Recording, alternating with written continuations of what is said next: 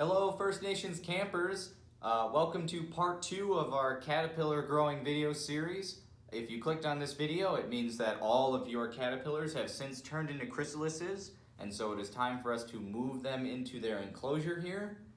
For this part, the only tools you're really going to need are the tiny little bobby pins that come with it, and you will need the mister at the end. But for right now, what we're really focusing on is just the actual cup with the chrysalises and our bobby pins. So something that may have happened, this doesn't necessarily happen for everyone, but maybe one or two of your chrysalises have fallen onto the ground. That has happened with mine. That is perfectly fine. There's still a very good chance that these guys will grow up to be butterflies. We're just going to do something a little different with them as compared to the ones that are hanging now on the cloth on here. So what we're going to end up doing is we're going to pop the lid off, and we're going to very, very gently remove the cloth that has the chrysalises on it, and we are going to pin it to the side of our enclosure here that actually has the netting. So there is a plastic side. We're not going to pin it on that. We want to use the netting. And you're really only going to need one of these. I think we have two in case you lose one, but one of these will do just fine. So I'm going to go ahead then and actually show you how to transport them safely. Now, the cap on here is what's holding this cloth up. So when you take the cap off, you want to be very gentle, because one, there are the chrysalises are right below there, and so you want to be delicate with them. But two, you want to hold on to the cloth because the cap is what's keeping it on. So when we actually then remove the cloth, we'll see here are our chrysalises. So I have 4 that are actually hanging on. So all this webbing on here, we can gently remove that very, very carefully. We don't need that anymore. And the ones that are in there, I will move next. So I'm gonna pin these guys to the wall first. Okay, so I've got the chrysalises, I've got the safety pin. I'm gonna gently, but still apply a little bit of pressure to make sure it goes through. I'm gonna push it through. So there it is. So now it's in there. And now I'm going to move this into the enclosure and pin it to the netting. All right, so now inside the enclosure, I have my safety pin.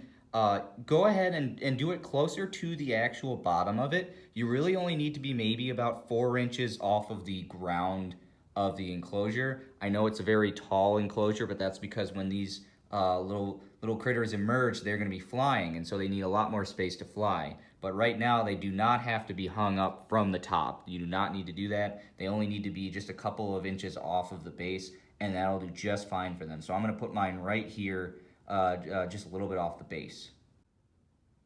All right, so I have secured my chrysalises to the netting.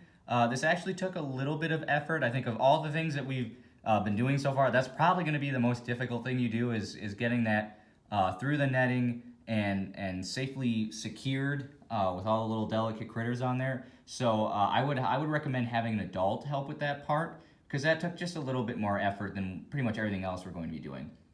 Next up, what we're going to do is we're going to transport the chrysalises that have fallen off onto their netting. So I have my cup right here, and so I'm going to be very, very gentle. And I think what I'm going to do is I'm going to use tweezers, because I know then I'll be able to be as gentle as possible, because sometimes your fingers can be just a little too rough. So if you have any type of tweezers, I think that would actually be one of the better ways to move them. So here are my little plastic tweezers. If you have metal ones at home, whatever works, just remember to be extra, extra careful.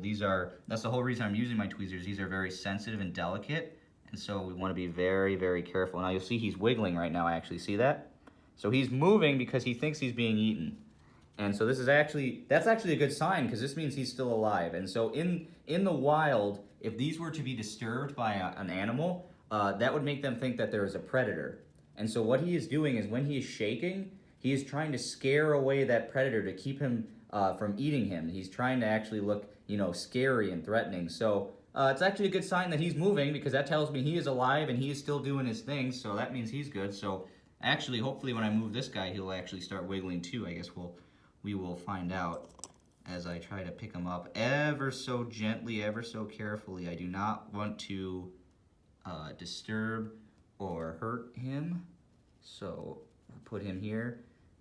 Now this guy actually didn't wiggle, but I guess that doesn't mean that he's not, he might just be farther along in his process that he's not even, he's just super asleep, or however you want to word it. But so I got all of my caterpillar chrysalises have now been transported to the net. All right, to wrap up, there's one last step we have to do now that everyone's been moved, and that is to give them a little misting. So you'll get a little water mister along with your kit, and once a day now you are going to give them a mist, and you only have to do just a little bit, and you only have to just hit them once with it. So just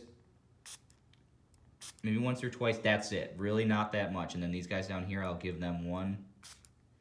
Just a tiny bit of water to keep them moisturized.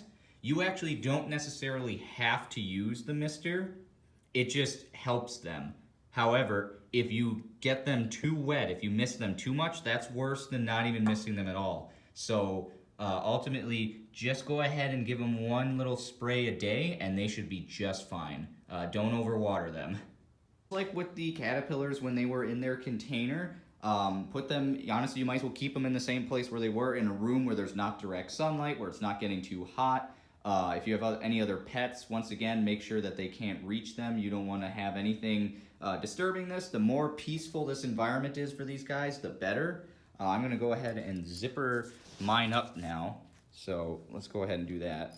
All right, so now that we are all zipped up and everyone is snug as a bug in here, the next thing, for the next 7 to 10 days, so about a week to 10 days, you just want to repeat what you did once a day. Come in, give them one spray, make sure they are hydrated, and after that, in about a week from now, they should emerge as butterflies. So that'll be part 3, and that'll be their last step in their metamorphosis. Until then, if you have any questions, feel free to go back into the video and watch again. Once again, we have these pamphlets that come with it that will explain anything. So if you ever have a question, you can always rewatch the videos, read the pamphlet. This should all go very nice. Make sure you have an adult help you with that clipping part for sure, and then that should all go very swimmingly. Thank you all for watching, and I'm glad that we get to go on this adventure together of making some awesome flying insects together. And the next part is really, it's the best part. So, have fun with this, and I'll see you in the next video.